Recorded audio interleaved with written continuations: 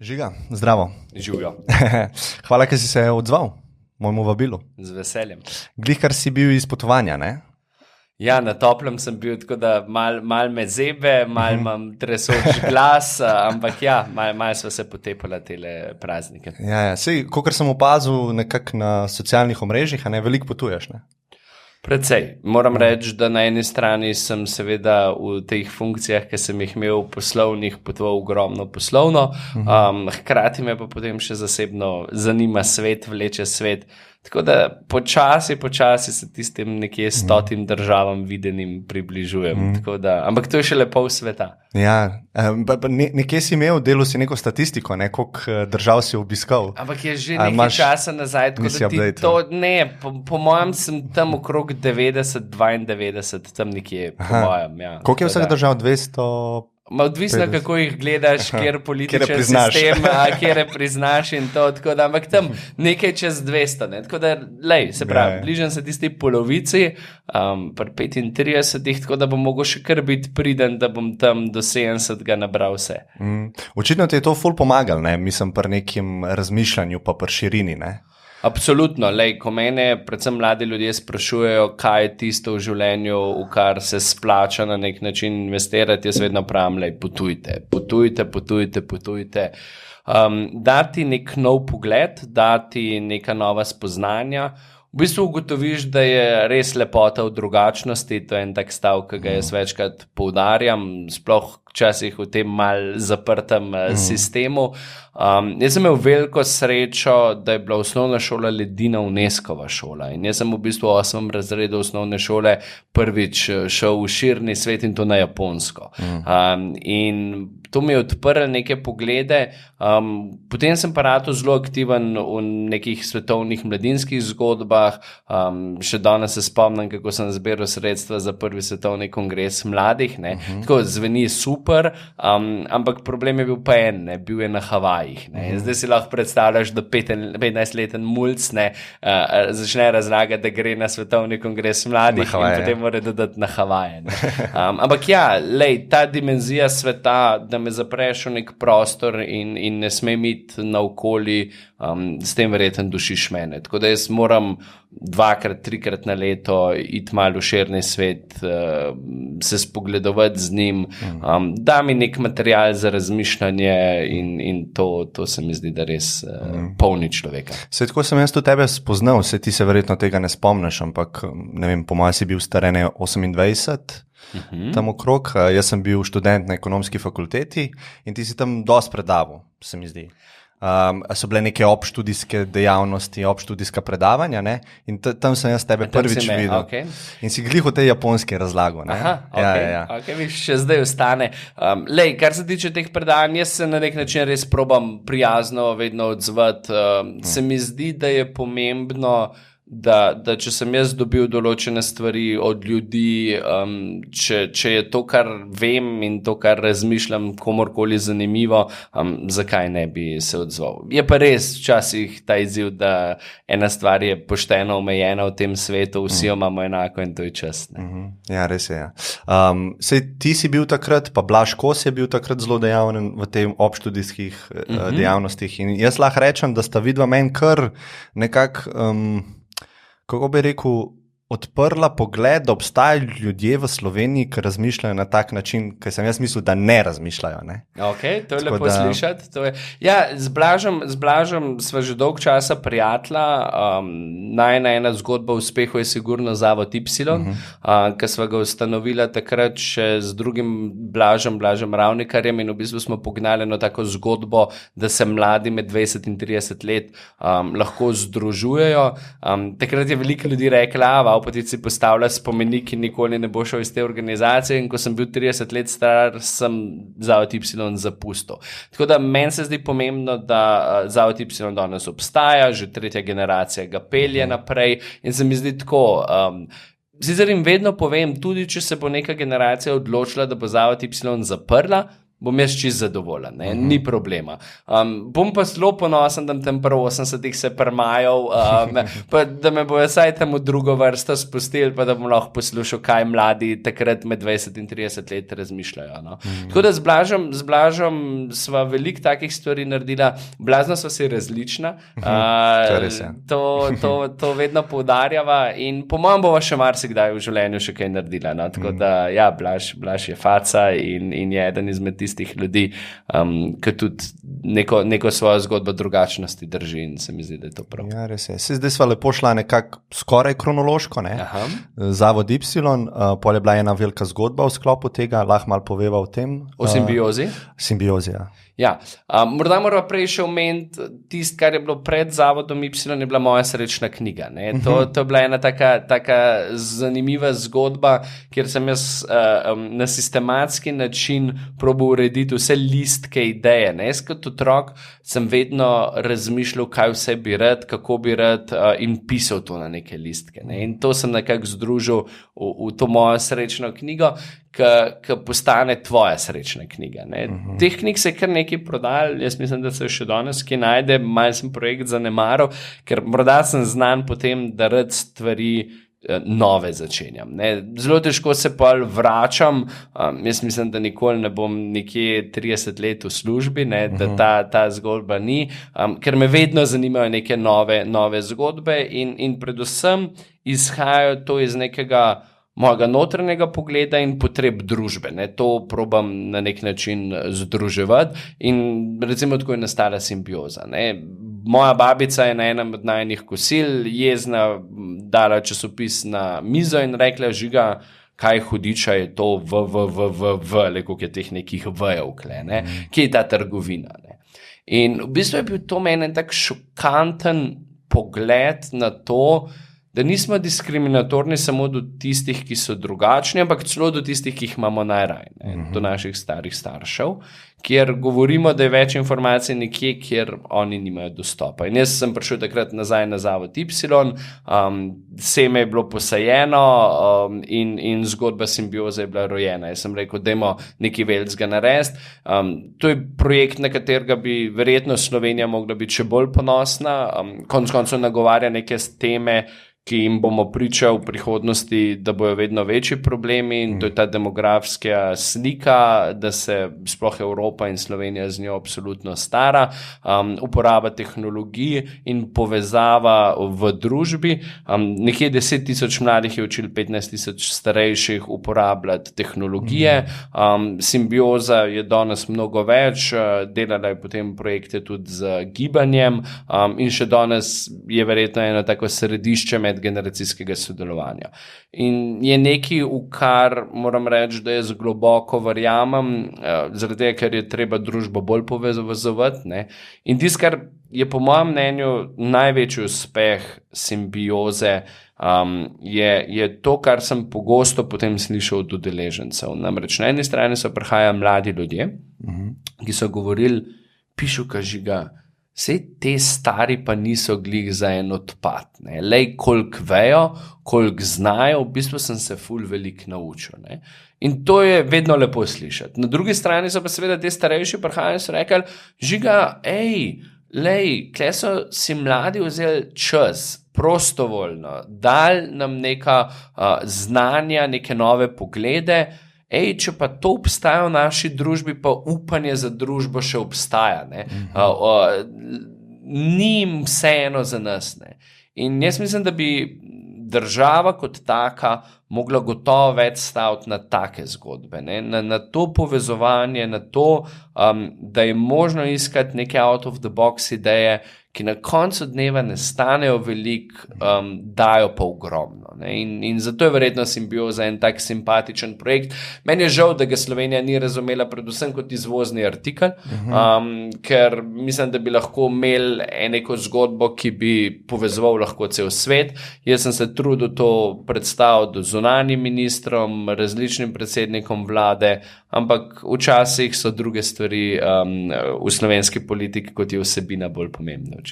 Kaj je bilo pa bolj pomembno v tujini, ko si predstavljal to, da niso zagrabili tega projekta? Pa sej so na nek način je pa res, da očitno manjkali tistega entuzijazma med mladimi. A veš, na koncu rabaš par norih mladih ljudi. Jaz moram reči, da sem vedno hvaležen en kup izjemnim mladim, ki so bili del neke ekipe in seveda vsem prostovoljcem, ker ideja je ideja, izvedba je pa potem stojina mladih. In ti rabaš med nekih 5 Borutov, Tani, ki verjamejo in rečejo, bomo, se bomo borili in so 1 leto svojega življenja v take projekte dajali. Jaz mislim, da jim danes absolutno za to izkušnjo ni žal. So se zavedali, kar včasih pri mladih pogrešam, da uspeh nikoli ne pride čez noč. Ti moraš vlagati v neke zadeve, si moraš dati neko možnost, da si drugačen, in pač verjeti v to, da se splača vlagati v nek razvoj tudi širše družbe z nekim tvojim pro bono delom. Kdaj, če ne, ko si mlad. In to so mladi v Sloveniji znali mnogo bolj kot mladi očitno v tujini. Je pa res, da se pravi, nismo se pa nikoli sistemsko takrat tega lotili. Malo je bila pol tudi moja krivda ali pa je to moja mala narava, da me vedno nekaj novega potem zanima.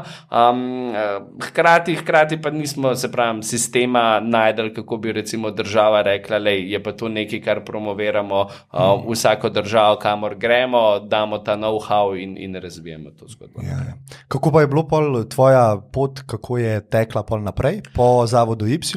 Po Zavodu Y se je zgodila skoraj ena zadeva, ki se je reče politika.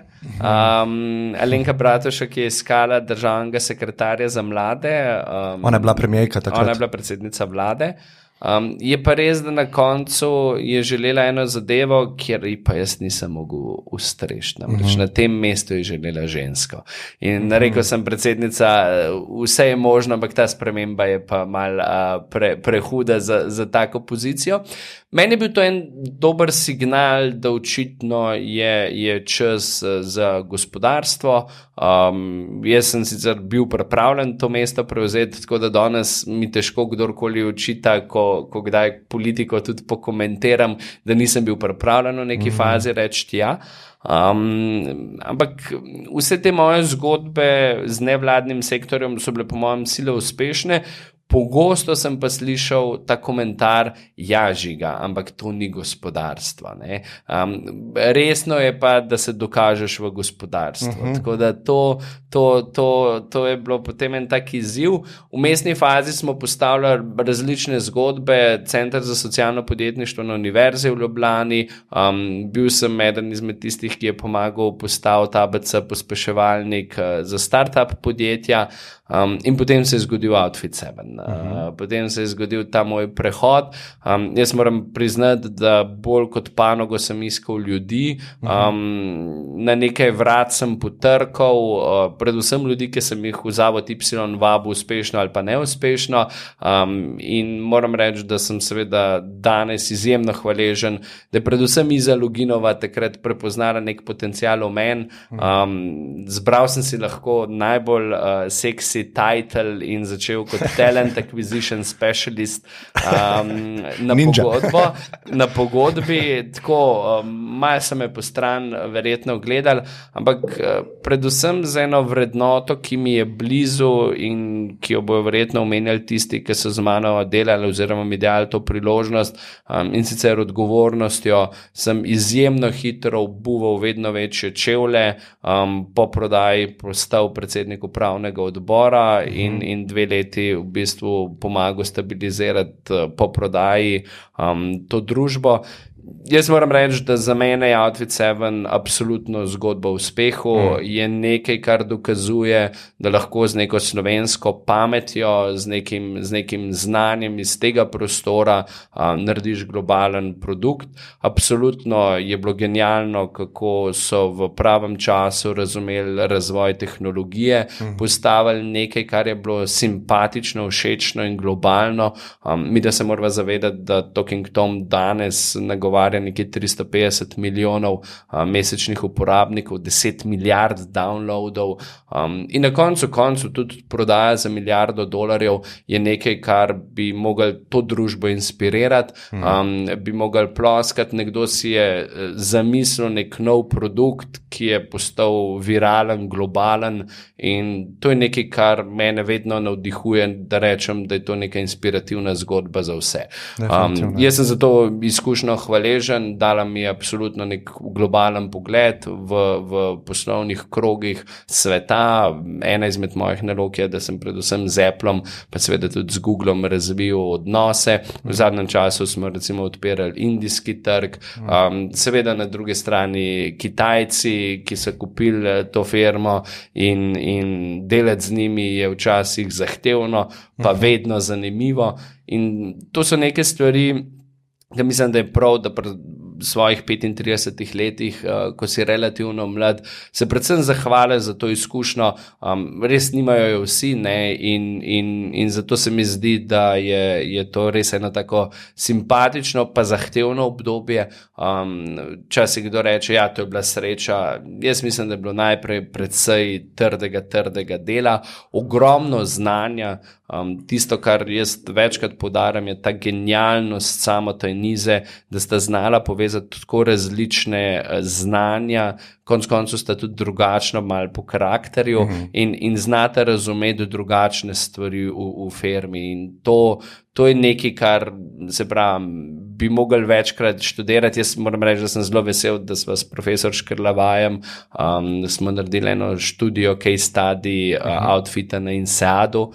Se mi zdi, da je pomembno, da take stvari pustimo v nek prostor in da se v tem prostoru več potem o tem pogovarjamo. Tako da, ker če bi imela Slovenija več tako uspešnih ljudi, več izjemnih zgodb, potem mislim, da se ne bi ukvarjali s tem, kdo je bil v gozdu med belimi in rdečimi, ampak bi se ukvarjali z nekimi prebojnimi zadevami in predvsem nadaljevali to, kar je v Sloveniji pomembna kvaliteta življenja. Ja, se strinjam. Sej, lahko se malo ostava na temi Kitajske. Jaz in ti smo ogromno delala z tem trgom, ampak verjamem, da ima čisto drugačne izkušnje. Ti si v bistvu bolj na tem high-level business delu bil dejaven, jaz pa bolj s startupi. Tako da me ful zanima tvoja perspektiva razlik kultur, ali pa če rečeva, da ima neko dušo kultura iz Silicijeve doline, pa neko dušo slovenska kultura, pa ruska, pa vsaka kultura ima neko svojo dušo. Kaj bi rekel, da je tista kitajska duša iz vidika posla? Jaz mislim, da ko gledamo Kitajce, je seveda ta odnos lahko zelo hitro love-hate relationship. Hkrati je to odnos, kjer smo lahko mal nevoščljivi, ker jim je tako veliko uspelo v tako kratkem času in hkrati seveda lahko opozarjamo na stvari, ki niso pravilne iz našega zornega kota. Tako, jaz pravim pogosto povedati, da so to zelo kompleksne teme. Seveda velikrat dobim to oznako, da sem jaz zelo pro-kitajsko usmerjen, pa vseeno grem z veseljem v Ameriko, zelo rad imam Indijo in ljubim konec koncev in verjetno bom celo življenje z Evropo povezan s to. Kitajci so naredili neko zgodbo, dobro, če bi šla bolj v zgodovino, bi seveda razumela, da so bili velikrat že ta velesila in da so imeli velikrat neko pomembno moč in vpliv na razvoj mnogih stvari. V nekem obdobju so pa vseeno državo speljali do tega nivoja, da je bila revščina tam v bistvu precej zgodba, ki se je odvijala in meni se zdi fascinantno, da uspeš v 30 letih in konec koncev se moramo zavedati, da je to neko obdobje, ko imamo mi svojo državo in včasih boleče postavljamo gledalo in rečem, kaj smo pa mi v 30 letih naredili. Pa imam Slovenijo zelo rad, da ne bo to pomote in upam, da bo pa še kaj v Sloveniji tudi rekla, ampak da uspeš v bistvu narod potegniti in narediti velesilo je nekaj, kar je vredno spoštovanja. Seveda pa predstavlja to kratko obdobje en velik izziv njim, ker je to hlastanje po uspehu lahko čutiti v tej duši. To, da si zamudil vlak, da si želiš še več in da je vprašanje vrednot gotovo ena stvar, ki je na mestu.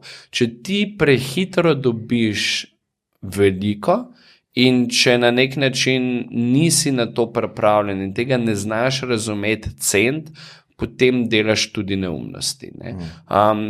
Hkrati je seveda sam političen sistem Kitajske izjemno kompleksen. Komunističen sistem, ki omogoča najhitrejši kapitalizem, je nekaj, kar gre zelo težko po neki logiki politologije in jaz sem po osnovni izobrazbi tudi politolog skupaj. Pa vendar Kitajska to zna.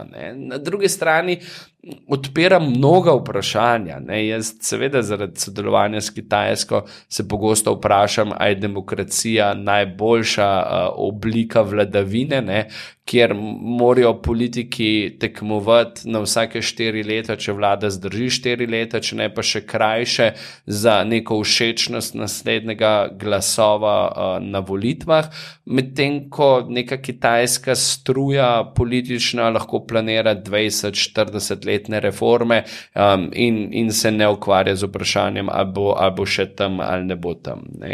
Jaz pogosto rečem, kako naj slovenski, če želimo, izobraževalni minister reformira izobraževalni sistem, ker to bo imelo učinek šele na 15 let. Kje bomo to videli? Ali pa pokojninska reforma, to Absolutno. Je politični samomor. Absolutno. Ampak nekdo se mora lotiti. Hkrati se bomo mogli pa zavedati, da pokojnin ne bo, in to ne govorijo o 50 letih, čez 15 let bo to realen problem.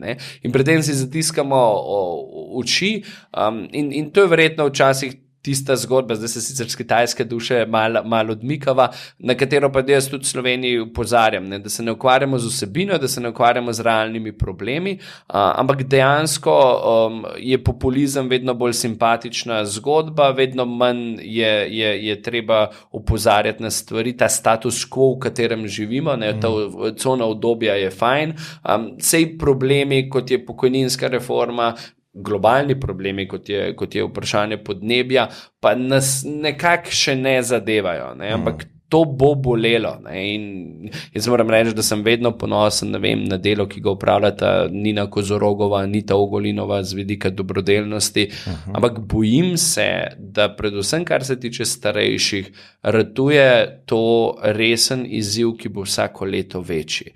Pokojnine bodo vedno manjše, starejših bo vedno več in tu ni možno nekih resnih reform narediti, ker namesto, da bi se ukvarjali z vsebino, se ukvarjamo z 8 političnimi strankami, kjer vsak nek svoj vrtiček išče. In če se zdaj vračava na Kitajsko, je verjetno in to uspelo zaradi tega, ker ima neko resno strategijo. Na drugi strani mi zelo hitro kdo postreže in se strinjam s tem, da verjetno jaz na Kitajskem ne bi mogel prav dolgo obstajati, ker znam včasih pokritizirati tudi oblast. Glede svobode govora. Seveda in je to problem. Se pravi, ne gre za idealen sistem, ampak jaz vedno, ko opazujem svet, probam reči, dajmo pogledati, kaj se pa iz tega lahko naučimo, dajmo razumeti, kje ne delajo dobro in to izboljšati. In Kitajska s svojim vizionarstvom to znala narediti. Danes vprašanje tehnologij, nadzora, vsega tega, pa pa postaja seveda vprašanje upravljanja in na nek način držanja nekih družb v nekem redu. In to ne boli, dokler seveda ne posežejo v tvoje in moje pravice. Ko pa začne ta veliki brat opazovati tebe in mene, pa začneva razmišljati ali pa znava biti glasna, da pa to morda ni prav. Ta svet res začenja biti vedno bolj kompleksen, in bo vedno bolj zahteven. In ob tem, koliko nas je na tem planetu, kako drugačni smo si in predvsem, kakšne drugačne možnosti razvoja imamo, bo povzročal mnoge tenzije. Mi da se moramo zavedati in včasih to pozabljamo, da je verjetno najin uspeh definiran vsaj 70% s tem, kje se rodiva. Absolutno. In zato smo pa lahko hvaležni. Imamo se fino, imamo lepo državo, ki je absolutno izjemna narava, še vedno imamo streho na glavo, mir, kar nekaj resursov naravnih. Je pa vprašanje, in to je tisto, kar kdaj kdo reče, pa zakaj sem tako glasen, pa se oglašam, pa probam na nek način pomagati k razvoju družbi. Ta kvaliteta življenja ni, zdaj mi gre ta angleški izraz, granted, po glavi se pravi, ni zagotovljena. Enostavno, če ne bomo napredovali, če ne bomo iskali pravih nekih odgovorov in dali več na nek način pozornosti, znanju, znanosti in ljudem, ki nekaj vedo, bo ta kvaliteta življenja začela padati. In to je tisto, kar mene skrbi. Jaz si dostikrat rečem, se bom že znašel, ampak ni verjetno to neka rešitev, ta egoistični pogled, ampak probaš na nek način pomagati neki skupnosti razvijati. In to, jaz mislim, da vseh teh duš, ki si jih prej našteval, je pomembno, da se učimo. Razlik je mnogo. Jaz v kitajski in izkušnjah lahko govorim cel dan, prijel si kozarec v roke, oni vedno pijejo toplo vodo, družina je pomemben vidik, poslovno gledano jih imamo mi za popolnoma neorganizirane, oni nikoli ne delajo nekih planov v 2 meseca naprej, ko jaz rečem, če čez 2 meseca na Kitajskem, si mislijo, se bomo to še 15krat premislili. Ni njihov odgovor, pri njih je vse mogoče, in to jih je verjetno potegnilo v to. So blazno deloven narod. Ko to povem, seveda dodam, da tudi jaz si ne bi želel takega ritma življenja vsak dan, ampak ni za zanikati, da delajo ogromno. Sam spijo pa po kosilu, ne? Zaspijo po kosilu, absolutno. Na mizi. Na mizah, absolutno. In tudi seveda dostikrat bo zahodnjak očital, da so mnogo manj učinkoviti. Ja, ampak ko ti delaš 15 ur na dan in si neučinkovit 6 ur, še vedno 9 oddelaš.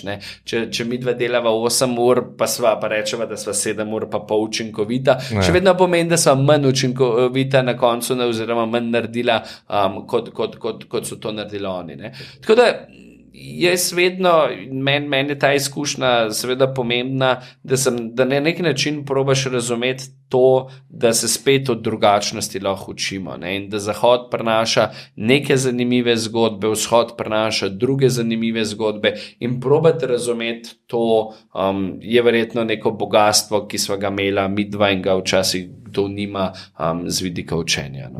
Kaj pa glede prihodnosti? Mislim, sigurno je njim ratalo zadnjih 30 let, mislim, da so imeli poprečno rast BDP-ja 6% na leto, celih 30 let, Sam malo so tudi obtožbe, da kitajska vlada malo te podatke prireja, predvsem te pritožbe so prišle iz kritike iz strani IMF-a, ampak če damo to na stran, kako pa misliš, da bo to v prihodnosti funkcioniralo? Sprav neko kratko vprašanje bi bilo, ali je lahko družba kreativna, ko ni svobodna? Jaz mislim, da ne. In recimo to je ena izmed stvari, ki jo tudi na Kitajskem lahko zaznamo, da jim manjka malo kreativnosti. Ne. Verjetno je tukaj nekaj, kar Zahod rabijo, ne. Ampak ta out of the box razmišljanje ni njihova najmočnejša točka. Znali pa so mnogo bolj razumeti meritokracijo kot mi, se pravi, znali so pa dobre ljudi vedno aktivirati in jih uporabiti za to, da so tiste manjke, ki jih oni imajo, prinesli v družbo. Zdaj, veš, napovedovati prihodnost je sila nevarna zadeva in kdor to dela zelo samozavestno, jaz vedno pravim pomen, da zelo malo ve. Jaz, ko opazujem družbo, je gotovo ta razvoj tehnologije in umetne inteligence nekaj, čemur se ne bomo mogli izogniti. Zakaj tu Kitajska prednjači, je verjetno ravno zato, ker z vidika velikih podatkov nima prav velikih ovir. Mi na Zahodu, in mislim, da je to prav po svoje, ne, ščitimo to identiteto posameznika. Ko razmišljam ali pa ko opazujem Kitajski, se mi zdi, da je mnogo manj mar za posameznika in gleda bolj celotno družbo in razvoj celotne družbe. Ne vem, če vzameva samo vozeče avtomobile, si upam trditi, da bo v Ameriki veliko bolj problematično to, če se bo ena ali dva ubila, kot pa je to na Kitajskem, kjer je pač to neka cena za razvoj neke širše družbe. In tu Kitajska bo igrala s tehnologijo absolutno en pomemben vidik. Tisto, kar ratuje problem, oziroma je velik problem, pa je, hvala Bogu, zadnje čase saj o tem več govora, ne vem pa, če delamo prave korake in se tega resno zavedamo, kakšen problem je vprašanje podnebja. Tu, če ne bomo naredili nekih drastičnih premikov, bo to izziv. In seveda tudi ne moramo mimo temu, ne, da je recimo razvoj Kitajske pomembno vplival na neke podnebne zgodbe. Ne. Pa seveda ni zdaj fair, da obtožimo samo Kitajce, cel svet na nek način s to željo po razvoju uničuje na tak in drugačen način naravo. Ne. In verjetno bo ena pomembna umetnost prihodnosti razumeti razvoj skozi prizmo trajnosti. Ne. Tu ne vem, če je človeštvo najdlo že neko čarobno paličico, če pa je ne bo, bo to pomenilo eno zelo težko obdobje nam. Ne. In zdaj seveda probam vedno, ko razmišljam o neki prihodnosti, razumeti neko preteklost in neke cikle, ki se vedno dogajajo. Ne, sej, veš, ko opazuješ, kako je svet šel in kdo so bile vele sile, kako so zgubljale, kaj se je zgodilo, ugotoviš, da je predvsem ego odigral ponavadi vedno neko zgodbo. Ko je bil ta prevelik, so neka cesarstva začela zgubljati, so se pojavljala nova in tako se na nek način vse skupaj krožne. Tisto, kar pa je vprašanje, je pa, a bomo kot človeštvo obstali. Ne? To pa je neka taka tema, o kateri ni prijetno govoriti, ne bi radi govorili, ampak če bomo nadaljevali z razvojem, pa predvsem z neumnostmi, ki jih delamo vsak dan, žal tudi jaz, ne, pogosto ne hote, v neki potrošniški družbi, ki te na nek način prisil v neke navade in zgodbe, potem bo to velik problem prihodnosti. Zdaj, a bo Kitajska obstajala, a bo Amerika držala ta primat, ali se bo na koncu, ne vem, Evropa dojela, da lahko tudi tekmuje v tem krogu. To bi bilo pa preveč zahtevno, po mojem, napovedovati. Kako pa gledaš, recimo, zdaj so se malo osredotočili na to svobodo govora, pa na to dobro življenje, recimo, ne? Kjer misliš sistem, da bolj stremi k temu, ne? Se pravi, če vzamemo zdaj kitajski sistem, ker sicer je ogromno, milijone ljudi povlekel iz revščine in to sigurno je pozitivno, ampak ni pa totalna svoboda tam, ne? Se pravi, predvsem svoboda govora, ker jaz mislim, da je taka ultimativna vrednota. Ne? Zaradi tega, ker ti s to vrednoto lahko izboljšuješ ostale vrednote. Ne?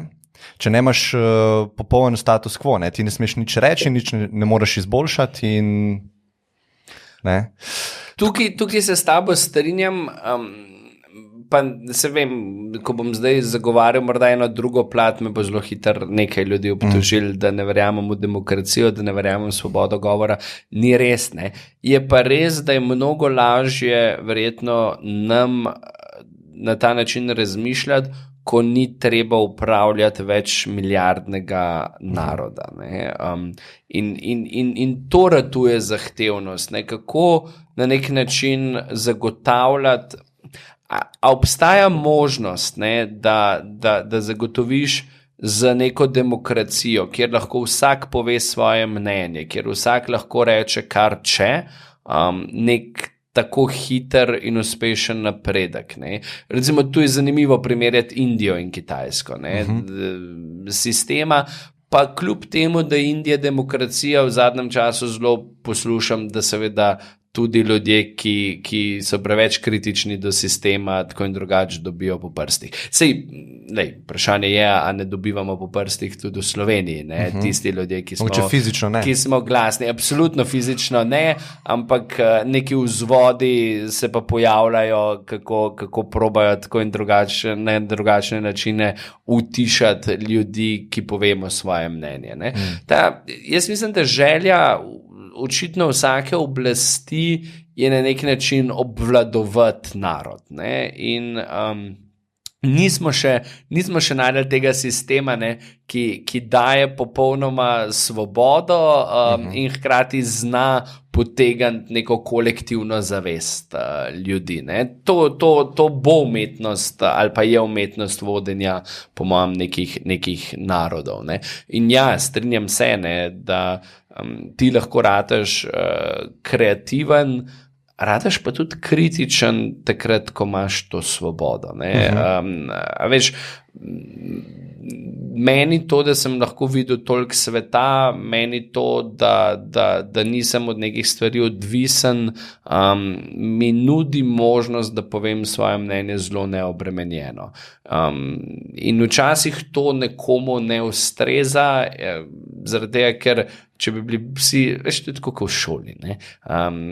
Če je imela učiteljica 25 zelo pridnih delovnih otrok, ki so vedno naredili vse naloge, bili poslušni, vse zapisovali, kimali in to, je bilo mnogo lažje, kot pa imeti, ne vem, 25 zvedavih ljudi, ki jih to zanima, Jaz mislim, da sicer osebnostno tak učitelj bolj raste, ker se mora pripravljati, ker mora iskati zadeve. Ampak energijo, ki jo mora pa vložiti v ta drug razred, je pa absolutno večja kot tista energija, ki jo mora vložiti v prvi razred. Ne? Ja, pa kakšne posameznike bomo rabili v prihodnosti? Ne? To sigurno ne bodo pridni in poslušni, ne? Ker tiska bo dela stvari, za katere mora biti priden pa poslušen, ga bo umetna inteligenca zamenjala. Ne? Se pravi, rabimo kreativne posameznike, ki so v kaosu, ne? In ta prispodoba za šolski sistem je zelo zanimiva. Ne? Se pravi, te poslušni pridni, ki delajo po nareku, ne bi mogoče trajali v prihodnosti. Ne? Moja intuicija. Ne? Absolutno. Ampak zavedati se pa bova mogla, da verjetno bo nek vladajoč krog ljudi želel obvladovati, bom rekel, tudi narode. Ne? Jaz ne vem, če bo šla prihodnost v smer svobode, v smer kreativnosti, v smer nekih odprtega duha. Saj kot opazujem svet, vpliv držav, konec koncev te zgodbe, grajenja zidov, se čuti to, da se nismo odločili, da bomo en narod, en svet in da bomo na nek način dihali skupaj. Ne. Ta borba za to, kaj imamo in kaj bomo predvsem varovali pred nekom drugim, in to, da v bistvu človek je človeku sovražnik, ne, bojim se, da gremo v to smer. Tudi meni ni to blizu, tudi jaz sem vedno vesel uspeha drugih ljudi in se mi zdi imenitno, ko uspevajo ostali, ampak včasih imam občutek, da sem v tem ali pa da smo v tem bolj osamljeno pleme. Sej, kako smo se dotaknili te umetne inteligence, ne? Kako pa vidiš Slovenijo tukaj v tej novi eri globalizacije, novi eri kreativnosti, bi jaz rekel, ne? Ker ni več toliko produkcijsko usmerjena, ampak je bolj, mora biti kreativna, ne? Kje imamo mi prednosti, kje imamo mi slabosti, ne? Zdaj, tisto, kar je, bom rekel, izjemno optimistično in daje eno pomembno upanje, je podatek, da mislim, da ima Slovenija največ raziskovalcev na področju umetne inteligence na svetu. Per capita. Ja, mi smo zdaj dobivamo UNESCO AI Center v Slovenijo. Skratka, gremo po mojem neko pravo smer, da smo se odločili, da lahko Slovenija z nekim znanjem pripomore k razvoju tega pomembnega vprašanja. A bomo znali geostrateško to razložiti in Američanom in Kitajcem in morda celo doseči, da se bojo eni in drugi srečevali v tej naši ljubi državi, to bi verjetno bila ena pomembna zgodba. Ne? Jaz sem pogosto kritičen do slovenske zunanje politike, zaradi ker imam občutek, da nimamo neke resne strategije. Ali pa sem celo kritičen generalno širše do Slovenije, ker imam občutek, da nam zmanjka vizije, zmanjka nam strategije in zmanjka nam nekega resnega načrta, kako bomo to dosegali. Ne? Ampak jaz mislim, da je znanje neka taka vrednota. Jaz moram reči, da sem še vedno navdušen, ker sem bil na delovi osebnosti leta in je profesor Jadran Lenarčič prejel to nagrado. Jaz mislim, da je to poklon na neki strani seveda njegovemu delu, ki ga delajo na Inštitutu Jožef Štefan, na drugi strani pa tudi znanosti in znanju. Ne. On je včeraj sila simpatičnem govoru povedal eno pomembno zadevo, ki jo je, kot je omenil, povedal predsedniku vlade, ko je bil na obisku na Inštitutu Jožef Štefan, in sicer je rekel, ni najcenejše vlagati v znanje. Je pa dejstvo, da je ne vlagati v znanje najdražja stvar na svetu. Ne. In ta družba znanja, ki je sicer ena taka, bom rekel, bolj floskula, bi mogla postati z neko vrednoto meritokracije tista smer Slovenije, ne, ki bi lahko na nek način peljala prihodnost naprej. Jaz mislim, da tisto, kar opazujem in kar me navdihuje, bom rekel, z enim velikim optimizmom, je, da smo Slovenci zelo narod izjemnih posameznikov. Ne? To dokazujemo v športu, to dokazujemo v znanosti, to dokazujemo v kulturi, poslu, konc koncu, skratka, na različnih področjih, ne, hkrati pa nam tega zmanjka, ko je treba kolektivno stopiti skupaj. Ne. Tu pa nekako ne dosežemo tistega preboja, da bi rekli kot družba, wow, lej, na vse te posameznike smo prvič ponosni, drugič jim to prvoščimo, tako zelo iskreno prvoščimo, ne, z nekim zavedanjem, da ko bo drugim bolje, lahko tudi nam postane bolje. Jaz tega koncepta slovenskega soseda nisem nikoli razumel. Zavisti. Zaradi, ker jaz vedno gledam, ne vem, zadnjič sem se smejal, ker se je v naši garaži en Porsche pojavil. Jaz na avtomobile ne dam veliko, ampak sem si rekel, wow, nisem rekel, kjer sosed ga pa ima, kako ga je pa kupil. Siguren je baraba in ga je ukradel. Ampak sem rekel, wow, enemu je uspel nekaj, kar si je želel, si je očitno kupil, hkrati pa verjamem, da to izhaja iz nekega uspeha. Ne? In ta zoren kot v glavi, je ena pomembna, kako se znaš naštelati, ko opazuješ družbo, ena taka pomembna zadeva. Ne? In jaz bi si želel, da bi bili bolj ponosni na uspehe ljudi, znali zaploskati in iz tega tudi konec koncev mediji delali večje novice. Mislim, da je bil 1-2 članka, ko je Marinka Žitnikova postala zdaj profesorica na Harvardu. Prva Slovenka, po mojih podatkih, ki je postala res profesorica na Harvardu, jaz mislim, da je to nekaj, s čimer bi mogli z vsemi ušesi ploskati, je nekaj, kar je primerljivo olimpijski medalji.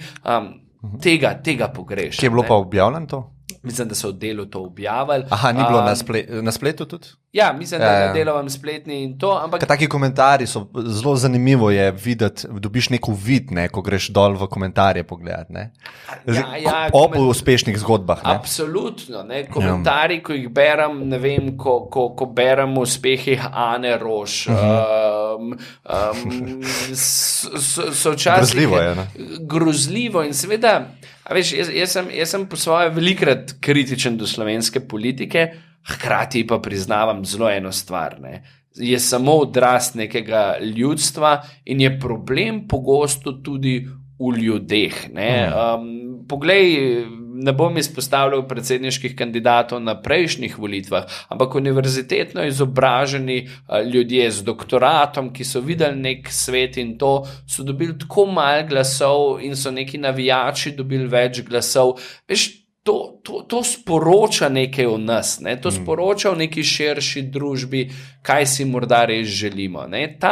Ta obstoj na eni strani bivšega sistema socializma, ko je država veliko dala in je bil status quo pomemben, se nas na nek način drži. In kar moram danes opazovati, je to, da se ta želja po tem, da država več naredi za posameznika, tudi v naši družbi začenja povzdigovati. In ob tem, ko bojo ljudje nezadovoljni, bojo te ideje, da je pa vloga države tista ključna pri sreči posameznika, ratvale vedno bolj pomembne. In to nam ne bo prineslo nekega razvoja. V družbah, ki so bile čim bolj enake, ni bilo prebojev. Mi pa ratujemo absolutno ta družbo, čemer, ne vem, Miha Mazzini ogromno govori, nekega povprečja, pridnosti, poslušnosti in majhne prestrašenosti. In mi si ne želimo uspešnih, bogatih ljudi, mi ne želimo prvoščati teh uspehov in to bo dolgoročno zatiralo to družbo. Seveda pa to ne pomeni, ker seveda hitro ta levi pol ljudi imel znati za kapitalista, neoliberalce in podobnih zadev, da seveda ni vloga države, da skrbi za na nek način tudi tiste, ki socialno so pa tako šibki, da ne morejo. Ampak tukaj vedno postavim en klicaj. Slovenija je naredila socialno državo, ki podpira pogosto in prepogosto lenobo. To, da nekdo dela in nekdo ne dela in ima ta na nek način isto, ni rešitev. Podpreti moramo in razumeti moramo tiste, ki to res ne morejo, tisti, ki pa lahko, pa jih je treba vred brcati, jih je pa treba vred brcati. In to je spet ena izmed tistih tem, ki v sebi mogli narediti reforme. Jaz mislim, da če bomo hoteli resno narediti neke preboje, ta država potrebuje reforme na mnogih področjih, hkrati se bomo mogli pa kot družba dogovoriti, kaj si želimo in kaj bi radi. Pa sej, kar si želimo, pa kaj bi radi, mislim, da je zapečen v našem DNK-ju, želimo biti srečni. Zdaj so recimo samo nestrinjenja, kako do tega prideta. Pogosto, ja. To, kar si omenil glede socialne države, kako pa gledaš na UBI, Universal Basic Income, se pravi temeljni dohodek. Ne vem, koliko spremljaš politično kampanjo v Ameriki, lahko se tudi kaj o Trumpu se kaj Trumpa dotakneva. Andrew Yang mi je predvsem ful zanimiv kandidat, ne vem, če poznaš njegovo... V detalje moram priznati, da ne spremljam ameriških kampanje in volitev, Ok, pa temeljni dohodek lahko. Ne, ampak lahko tudi v Trumpu in seveda teh zadevah, kaj rečeva. Jaz mislim, da Amerika generalno ima seveda neko vprašanje svojega obstoja in lovljenja nekega primata, ki ga tako in drugače zgublja. Verjetno posledično igrajo pomembni lobiji, ki so vedno financirali neko gospodarstvo, naftni, orožarski in podobni, neko svojo zgodbo v ozadju. Kar se tiče Trumpa, mu je treba seveda priznati, da... Je to tudi odraz družbe, ne? Prej, ko si za slovensko politiko omenil, ne? Da je slovenska politika samo odraz vrednot družbe, ne? Kaj bi pa rekel za Trumpa, ne? Kako je možno, da v bistvu take vrednote prevladajo? Jaz sem vedno ta problem, ne, da Američani, s katerimi se družim, noben ni volil Busha, noben ni volil Trumpa, pa vsi so ratali te predsedniki. Ne? Tako da očitno se ampak, a veš, tudi v Sloveniji se družim v nekem svojem bablu, jaz rečem, mehurčku z ljudmi, ki so progresivni, ki si želijo mednarodnih razvojev, ki razmišljajo o tem, da je morda migrantsko politiko treba spraviti v neko priložnost in da niso vsi, ki so drugačni, bav, ne. Tako da vedno je to problem, da si posamezniki na nek način ustvarjamo krog ljudi, ki nam je po nekih vrednotah blizu, pa to ne odraža neke realne slike, morda širšega družbe in sploh na družbenih omrežjih, problem teh balončkov. Ne? Absolutno. No, a veš, je pa tisto, kar je verjetno pri predsedniku Trumpu ena taka zelo zanimiva zgodba za opazovati, zelo zanalizirati, je pač to vprašanje tega njegovega ega. Ne? In tle bi lahko odprla neko novo debato, ki je ne bova, bo šla rajše na UTD. Vprašanje nekega otroštva, kako nas zaznamuje, psihoanalize, vprašanje, koliko se ljudje ukvarjamo sami s seboj, koliko gremo v neke svoje globine, smo pripravljeni prepucati neke travme iz otroštva in teh zadev. Ne? In gotovo predsednik Trump iz tam izhaja mnogo stvari in se temu po mojem skromnem mnenju ne posveča dovolj. Ampak zdaj, če skočiva pač na univerzalni temeljni dohodek, spet kompleksna, spet zahtevna tema, kjer je težko reči, sem za, sem proti. Jaz mislim, da bi sigurno bilo vredno več tega analizirati, probati razumeti bolj podrobno.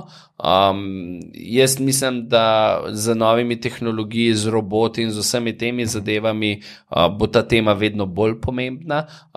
Država kot taka se bo mogla vprašati, na kakšen način bo na nek način socialne zadeve prerasporedila. Po drugi strani pa seveda nevarnost, da lahko to povzroči neko večjo apatijo pri nekaterih ljudeh, ki rečejo, sej imamo države, zakaj bi delal. Ne? Čeprav zagovorniku UTD-ja dostikrat pravijo, da bi to pospešil kreativnost, ker pomeni, da imaš neke osnovne življenjske zahteve. Ne bi bilo lagodno življenje samo s tem. Tako da, ne vem, če človek po naravi na nek način bitje, ki ko nekaj dobi, kar zapolni njegove osnovne, bom rekel, potrebe, a je potem nadaljevanje to, da si želiš biti kreativen, da si daš priložnost. Ne? Ta psihološki podstat je verjetno ena zelo pomembna zadeva in po mojem se ljudje tu na nek način ločimo. Ne? In verjetno bi nekateri bolj cveteli, nekateri bi pa postali še bolj apatični. Ne? Tako da, jaz bi spodbujal neke debate o tej temi, neke mnogo večje premisleke, konec koncev neke poskuse, da bi pa rekel, to bo pa res super in fino. A veš, na koncu se moramo ene tako zelo preproste osnovnošolske matematike zavedati. Ne? Jaz pogosto priznavam, da bi si želel, da bi imeli družbo, kjer bi vsak kar iz neba dobil, ne vem, 1000-2000 evrov. Sam nekdo mora to tudi ustvariti. Včasih imam ta občutek, da če se pohecam, zadnje čase vedno rečem, da so očitno te primerjave take bolj življenjske, ratale moderne od tega, ko je predsednik vlade začel razlagati, kako se krofe peče. Ampak če greva v tisto fazo, računanje je igra. Jaz večkrat ta primerjavo povem in rečem, mama ima 2 jabolki in 4 otroke. Kako lahko razdeli te 2 jabolki? In zdaj, seveda, jaz sem tudi pristaš tega, da bi bilo za otroke boljše, če bi vsak otrok lahko dobil 2 jabolki. Ampak realno stanje je, da te 2 jabolki lahko razdeli na 2 dela in dobi vsak od 4 otrok polovico. Pa možnost, lahko gre k sosedu in jih ukrade. To zadnje čase imam občutek, da želijo nekateri zelo jasno povedati. Tisto, kar jaz zagovarjam, je, da jim mora razložiti, da verjetno je semena od teh 2 jabolk treba posaditi in da bo čez nekaj časa bila jablana, ki bo dala več jabolk. Ampak seveda, ta učinek ni na jutri. Mi vsi bi radi imeli uspeh, učinek nekega dela na jutri, ne pa na 20 let. In to, jaz mislim, da so to neke take zelo zahtevna vprašanja neke družbe.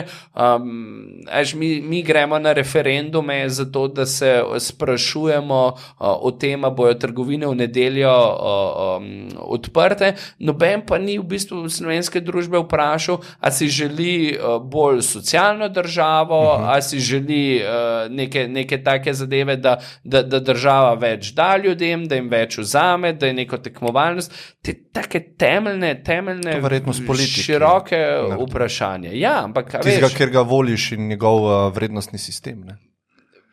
Verjetno, čeprav ne vem, če ljudje... A si upava danes reči, da znava že midva povedati, kjera politična stranka zagovarja, kjer politični sistem, sploh v Sloveniji, ko temelijo politične stranke bolj na posameznikih kot na nekih resnih programih.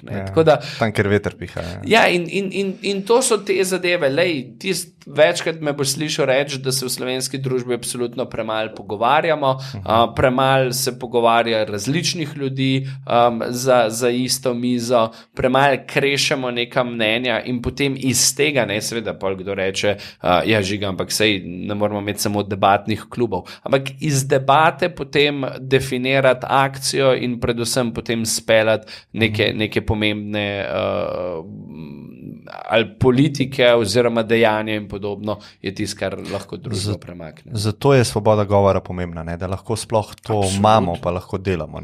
Ker zdaj vprašanje, če bi mi bila Kitajca, pa bi bila na Kitajskem, pa bi tale podcast snemala, ne bi mogla vsega reči. V neki kleti bi bila, v nekem bunkerju bi se skrivala, verjetno bi imel ti serverje zato, da jih lahko daš na splet nekje v tujini in to, potem bi bila pa zelo previdna, kako bova hodila. Ja, in tega se sploh jaz, ki znam biti včasih glasen, na nek način zavedam in mi je to pomembno. Je pa res, veš, da vedno, ko sem glasen, to delam na način, da sem bil vedno pripravljen neke stvari ponuditi, svojo roko, znanje, delo.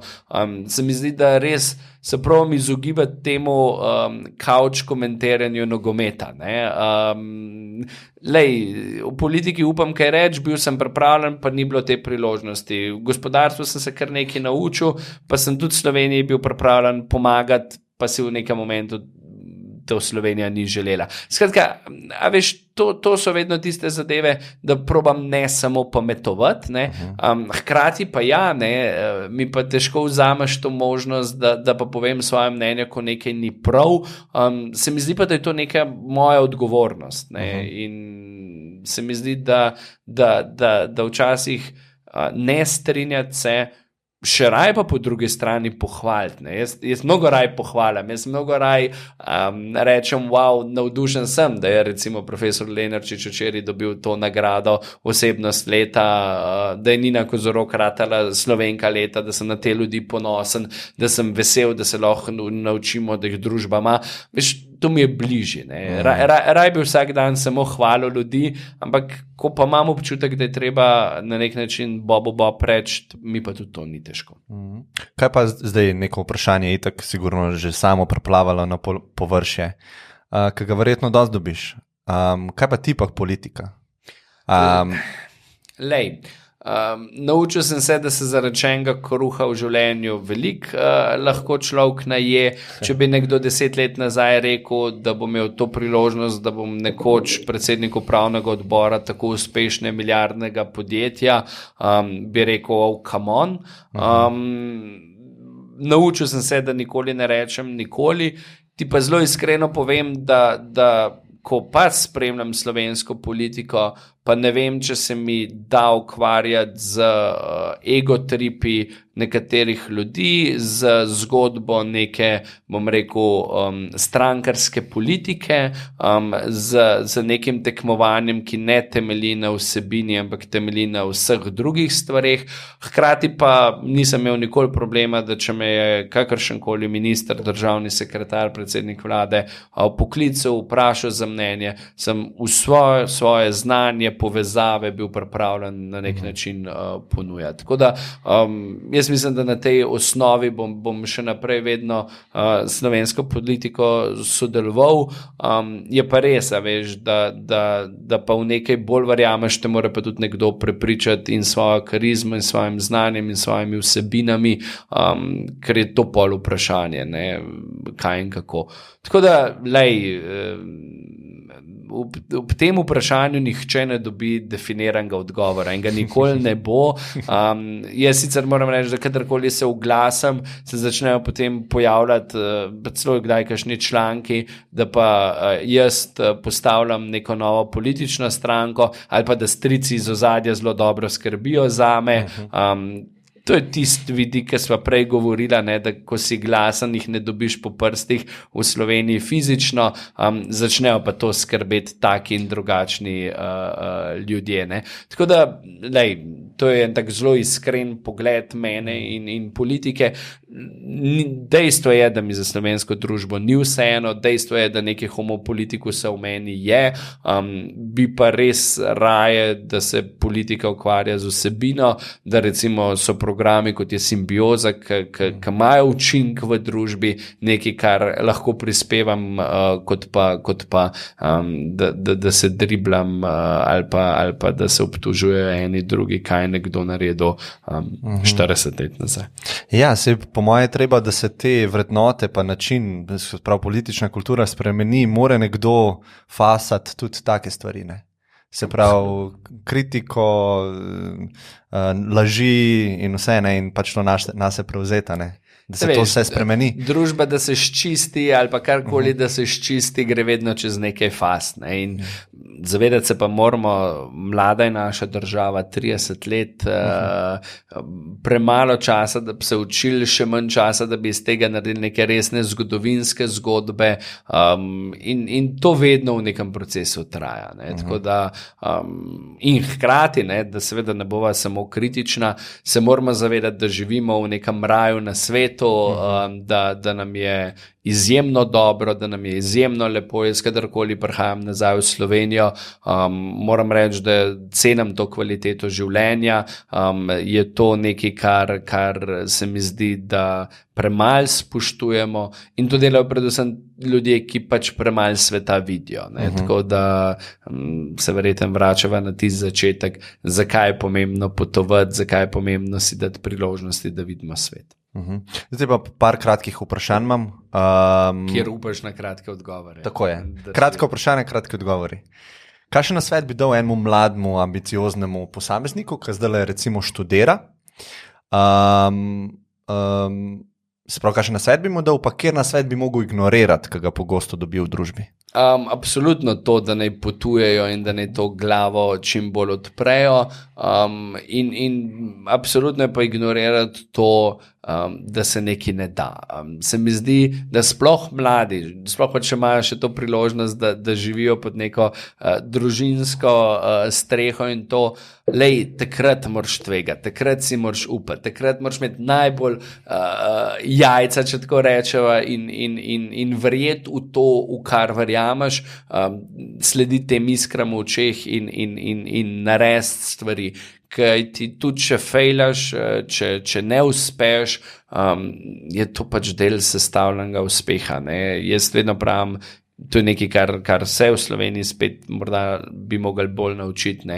Da ni življenje sestavljeno samo iz uspehov, ampak da pridejo tudi neuspehi in nič hudega. Ne? Te nas delajo močnejše, pametnejše, zato da uspevamo naprej. Okay. Kaj pa tvoj najljubši neuspeh?